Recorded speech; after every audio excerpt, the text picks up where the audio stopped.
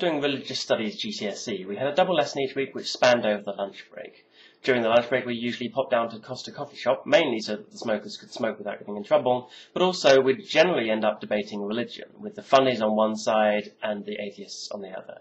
And time again we atheists would hear the same tired old argument from the fundy Christians.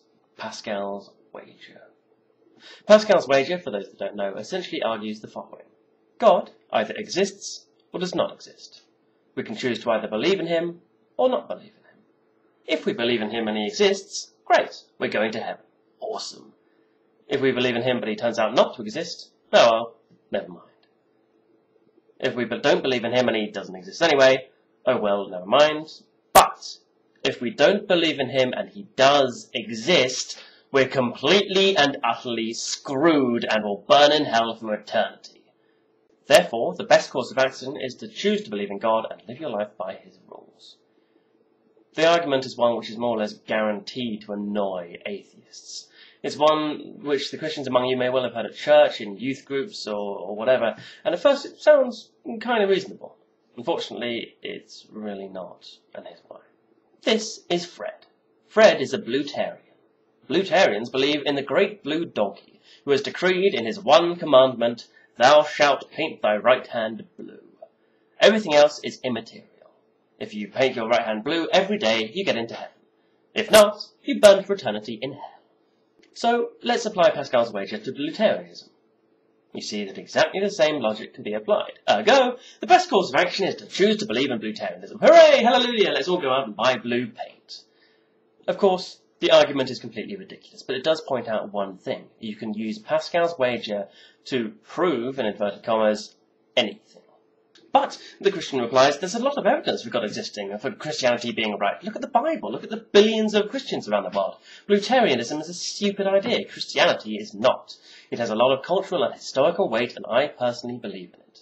Well, that's great. You personally believe in it, but if you truly believe in it, you don't believe because you're hedging your bets, or because you're worried about what will happen if you don't. You believe because you believe. A question to Christians. Why not paint your hand blue every day? What have you got to lose? What if Blutarianism is correct? The Christian answer, if you're being rational and honest, is likely to be this. I think that the chance of Blutarianism being true is so low that I'm prepared to risk being wrong about it. I don't want to go around with a blue hand every day, and I refuse to do so. I would rather live a life free of the ideas of Blutarianism, even if it does mean, in the opinion of some people, I risk burning in hell for eternity. And this, my dear Christian friends, is identical to the atheist rebuttal to Pascal's wager as applied to Christianity. I think that the chance of Christianity being true is so low that I'm prepared to risk being wrong about it. I don't want to go around praising an invisible deity, and I refuse to do so. I'd rather live a life free of the ideas of Christianity, even if it does mean, in the opinion of some people, I risk burning in hell for eternity. Now, Christians might argue, but the chance of Christianity being true isn't low. It's got a high percentage chance of being true. But the person you're trying to win over with Pascal's wager is presumably an atheist and therefore doesn't believe that. Otherwise they'd be a Christian already. You're trying to get them to use your beliefs as a basis of changing their beliefs. The whole argument is completely flawed and unsupportable. The simple fact that a lot of Christians fail to grasp, and this is where the argument falls down, is that for a lot of atheists, Christianity is no more believable than Blutarianism. So they're no more likely to choose to believe in Christianity than they are to choose to believe in Blutarianism. Which brings me neatly onto part 2. There's a worrying concept packed into Pascal's wager, and it's this. Choose to believe. I would argue that no one can truly choose to believe, and I'll try to prove it thusly. I would ask you this. Is this an aardvark? Common sense tells you that no, it's not, so you reply no. Now, suppose I were to say, this is an aardvark.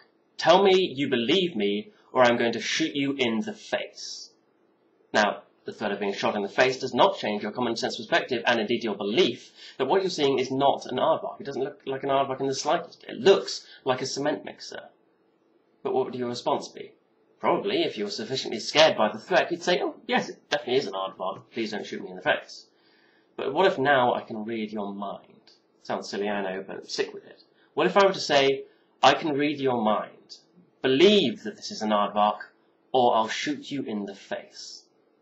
Well, you're pretty much screwed.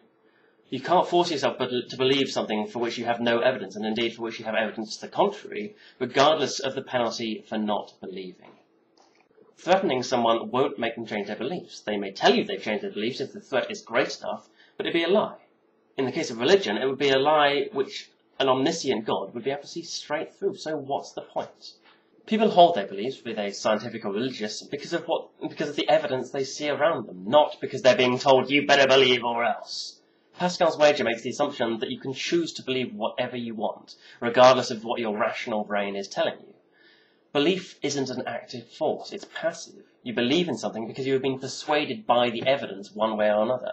Your beliefs might change as you discover more evidence, or as your view on that evidence changes slightly, but you can't force it. You may say, I actively believe in God, but what you actually mean is, I actively act upon my belief in God.